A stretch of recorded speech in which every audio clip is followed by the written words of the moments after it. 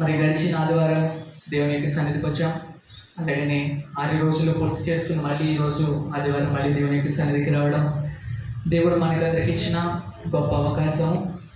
ఆయన యొక్క సన్నిధిలో మనం అందరం అడుగుపెట్టి మంచిగా పాటలు పాడి ఆయన స్తుతించాం. అంతేకాకుండా ఆరాధనలో ఆయన మహిమపరిచాము.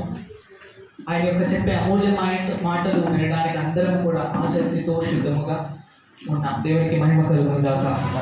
హల్లెలూయా. ఎంతమంది దూరం నుంచి వచ్చాము మేము అని అంటారండి? మేము చాలా దూరం నుంచి ఈరోజు చర్చకు వచ్చామని ఎంతమంది అంటారు? చేతులు ఎత్తండి.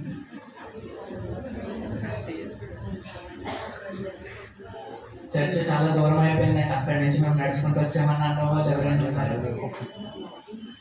ఉంటే మంచిది. దేవునికి స్తోత్రం. హల్లెలూయా. అయితే మనం వేసే ప్రతి అడుగు కూడా ఎంత దూరమైన